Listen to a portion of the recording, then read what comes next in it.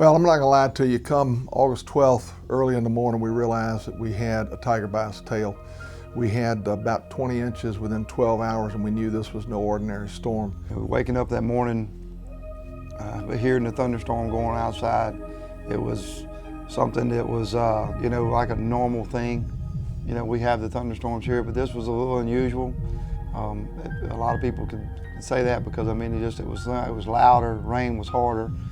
I had a funeral to attend of a friend's wife that had passed that day, and I remember driving to the funeral in Walker and looking and seeing vehicles under the water.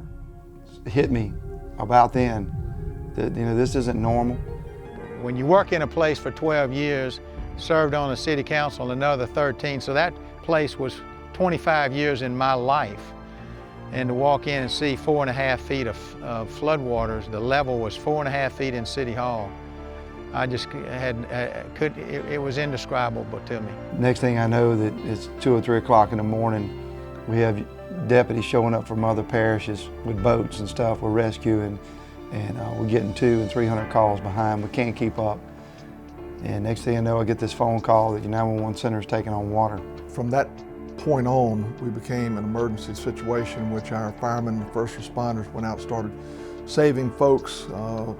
I knew it was really serious on Sunday morning when I came into the fire station and I was being told we were rescuing people out of attics and dormers and rooftops. And we knew then that this was very serious. It was life-threatening. However, we're very proud to say that not a single life was lost due to the storm. And that's all because of our first responders. And they call it the Cajun Navy. Here in Central, we call it the Wildcat Navy. The neighbor helping neighbor got out on those boats and saved folks, and had not been for them, we'd have had a much larger disaster than we do now.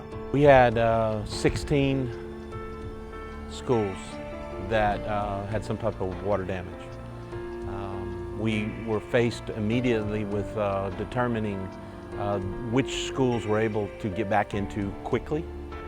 We were faced with buses that also took water, and at that point we had 109 buses that went down, and we had to either repair those or replace them. 50 of them were damaged, we could not replace. Immediately following the flood, once we got out of the search and rescue mode, we started the recovery mode, which is what we're still in, and we'll be in recovery mode for quite some time. When 90% of our homes received water, when somewhere close to 3,000 homes had more than 18 inches of water. It's kind of hard to comprehend how massive the devastation was, but it's truly been a disaster by epic proportions, without a doubt. This is a Katrina-like event for us in this community. We may have not been impacted by Katrina as much as other areas, but the flood of 2016 will be what we remember forever.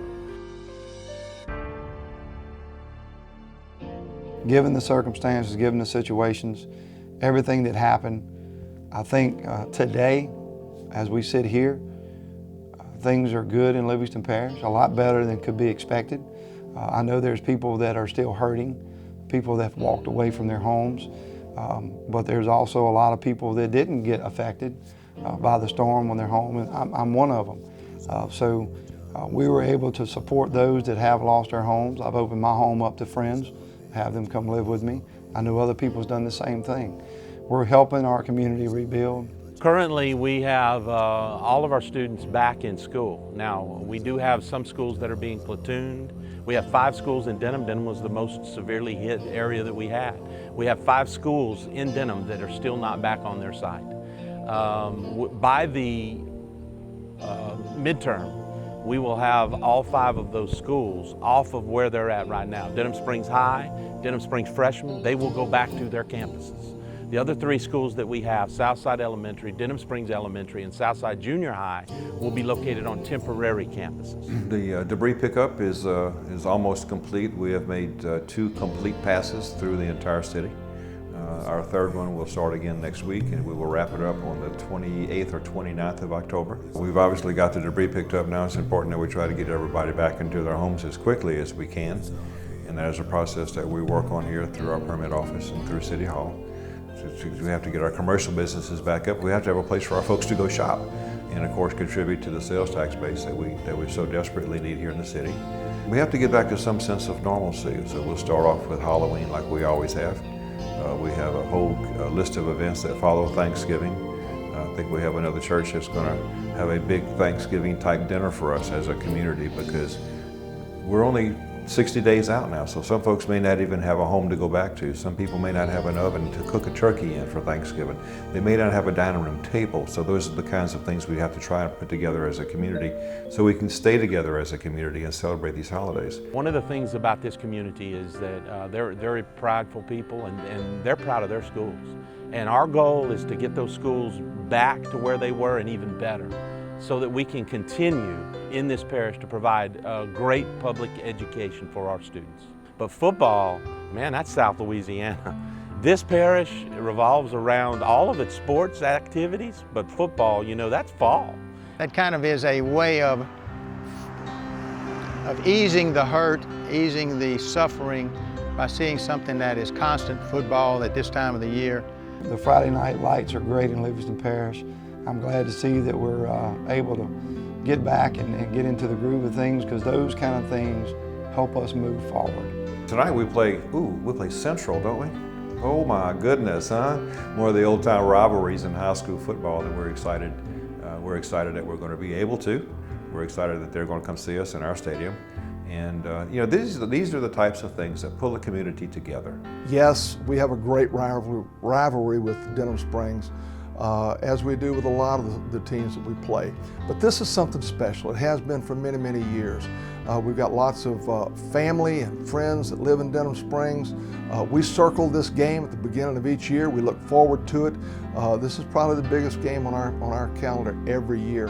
So it's just a lot of fun to get together and in good spirit, good sportsmanship, and play a good, hard-fought football game. And it's important to bring the communities together, especially in a time like this when, listen, at halftime, before the game, after the game, you're going to see us patting each other on the back and hugging each other, and may the best team win. All of us need to realize that not only is it family helping family, it's neighbors helping neighbors, it's municipalities helping municipalities, it's schools helping schools. We're all in this together. We're not going anywhere. We need to have all of our sports programs up and running and just get back to normal. In addition, this game's so special that Mayor Landry and I have a special bet on this ball game.